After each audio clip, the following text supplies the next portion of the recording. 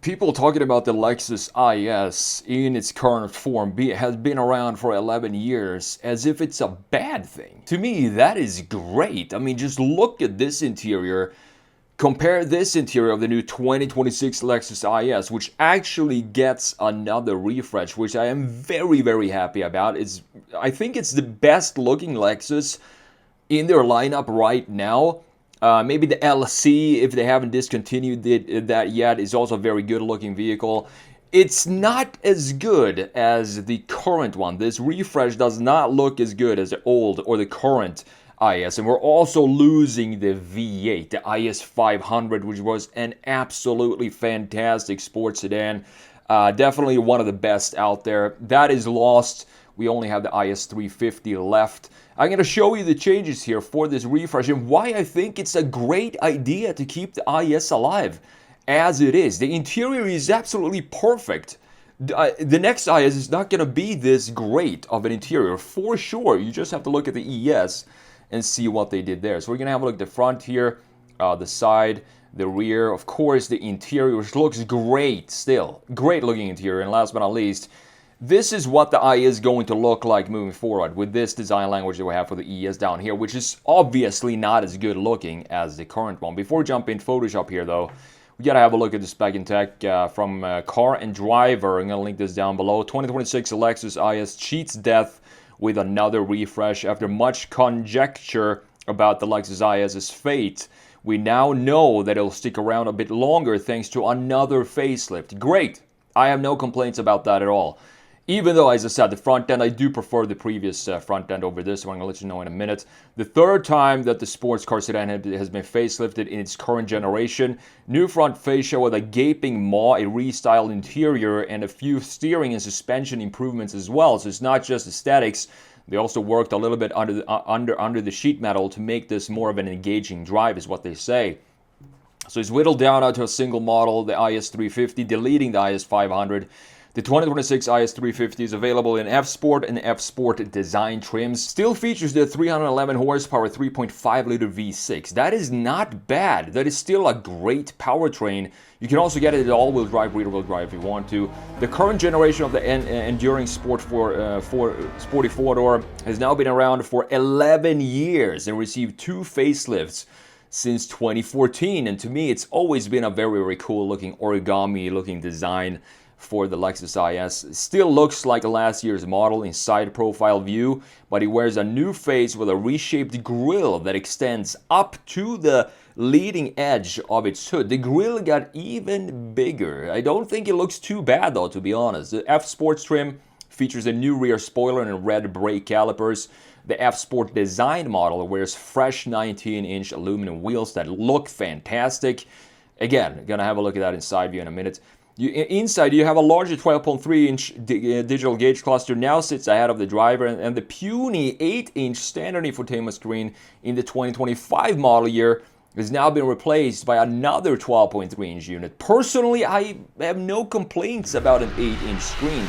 That is actually refreshing to see in 2026 as a 2026 model year to downsize the screen sizes. That is actually what I want to see moving forward. The screens are getting absolutely ridiculous in pretty much every single new vehicle that comes out today. I'm not sure where it's going to stop either. So the climate control switches and toggles are now arranged in a single row beneath the central screen. You can see them right here looking absolutely beautiful because they are still separated from the infotainment screen. They're still physical buttons right here in a beautiful array of buttons looking stunning. The discontinuation of the V8 is still a punch to the gut. For 2026, the IS 500 with its V8 472 horsepower is no more. I drove it on a press drive a couple of years ago and I fell in love with it. The noise, the handling, it is a great sports sedan. The only remaining is the IS 350. We talked about that, the 311 horsepower V6.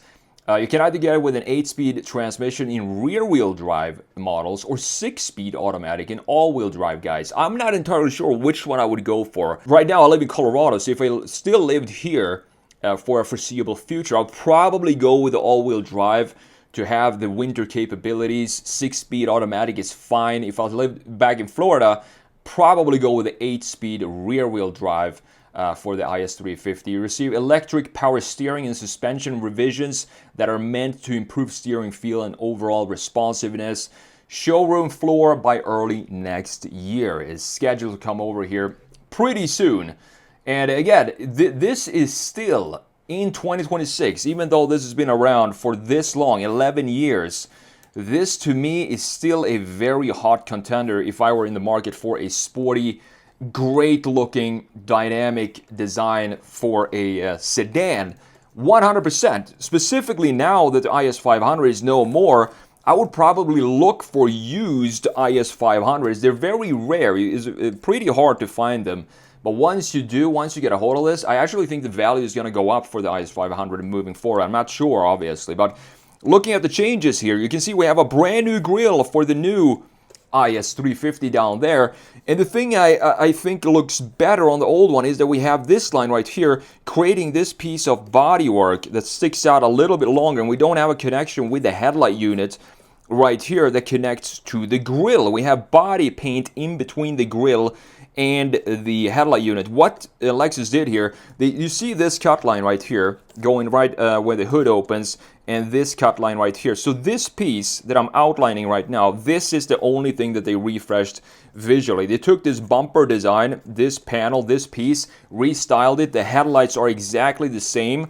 They fitted the headlights around a new styling for this piece that we just outlined. And you can see in the new one right here, the grille got, I think it looks a little bigger. The problem I have with this new design is that it looks too much now like a Toyota, and the spindle grille that we're used to seeing from Lexus is kind of intact in this design, but it doesn't have the same structure as it did before. It doesn't look bad. It's just that this black line that we now have up here feels like I still want to have body color being a separation between the headlight unit and the grille itself.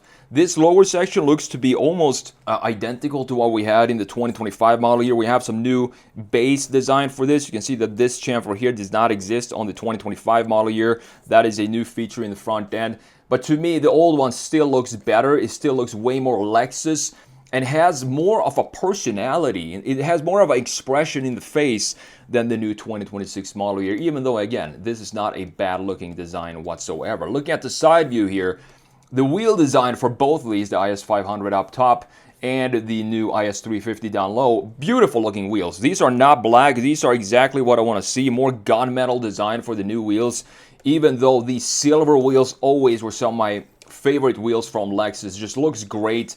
Maybe increase them in size about 1 inch. But the thing about Lexus, though, in this era of Lexus design, when they still had this organic design flow to it, is the line flow that goes on here. So look at this. We have a shoulder line right here, cutting in, and then creating a split shoulder line in this area. So we have two lines going up here, one in this lower area. And then, of course, specifically for the IS, we have this line first of all. But this origami design, I always loved how this just shoots up and creates this very strong surface right here that goes out like this into this very sharp line, looking beautiful. The roof line, the proportions of this, the roof line looks very much like a proper sedan, and then you have the hood shooting out, this being the IS500, meaning that we do have the bulge on the hood that we don't have on the lower trim levels. Just a beautiful looking design. You can see here the bulge is gone, and I honestly think it looks much smoother not having the bulge on the hood design like we have in the IS500. Same design, of course, in the side view like we have in the current one. They didn't switch this up at all, and I don't think it's necessary, because this is a great refresh. Because what they did, they just, modernized some of the key features in the front end to make it feel a little bit more up to date, and that's it. They really did not need to modernize anything else, because it still has a very modern design in 2026. I can see this go on for another 5 years and not have any problems at all with this design. And the same goes for the interior. That is why I love the interior. Such a refresh to see that they still did not update it with dual screens and pixels everywhere for every single button. This is still an absolutely beautiful looking design. I actually prefer the new wheels in this case. I take that back. I think I said I prefer these wheels, but in this case, these just look like aftermarket Vossen wheels or something like that. Very, very beautiful. Love the thin spokes and that we can actually see the brake discs, and appreciate the design of the spokes themselves, since this is not completely black. Look at the rear end. I don't think there are any major changes to the rear end. They just left it as it is. We have a new wing up top, as you can see. Much thinner wing on the IS 500 up here. Now we got a little bit more substantial with this wing right here. Lexus spelled out now instead of having the Lexus logo. And these are, of course, specific for the IS 500, having these diagonally positioned quad tailpipes, which I think looks pretty cool. Definitely unique styling for that.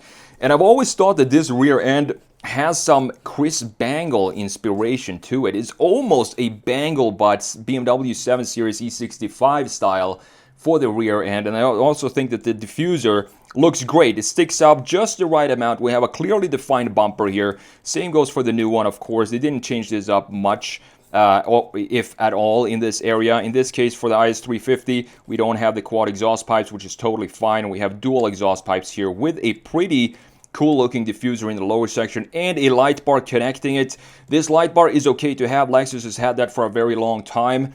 And it's also dynamic. We have a little bit of a thicker piece here going into an extremely razor sharp center portion, and then of course dipping down on the other side as well. Beautifully done by Lexus. Now last but not least, let's have a look at this interior, because here is where Lexus shines. They absolutely shine with the new IS model. This is not something I want to see switched up. They can keep this for the next 15 years if I had anything to do with it. The old one looked beautiful as well. We have, of course, this is probably not the base 8-inch screen right here. This looks to be the upgraded, I'm not sure what size they had for the upgraded version. And I always love this analog clock in the middle, but look at this control panel that we have down here. This is, of course, what I want to see on every single vehicle, having the control panels for the climate settings being separated from everything else. We have this touchpad to control the infotainment screen up top, 2 cup holders right here, heated ventilated seats for both the passenger and the driver, and of course, last but not least, we have a housing. Beautifully done. Look at the organic styling here and how the start button sits in this very rounded design up here.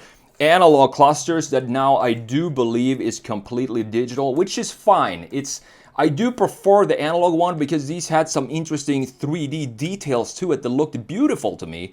But unfortunately, for the new 2026 model year, we do have full digital cluster, and the start button is moved down here. It got a little bit more static than the old one, but it's still fine. I can't complain about this integration because we have everything I want. And of course, this beautiful array of toggles for the climate settings. You can feel your way. Doesn't matter if you're on the highway, if you're on a curvy road, you can still feel your way, sense your way to what it is you want to adjust very, very easily. 2 USB-Cs right there, and the new 12.3-inch infotainment screen that actually does not look too bad because it doesn't stick up above the dash.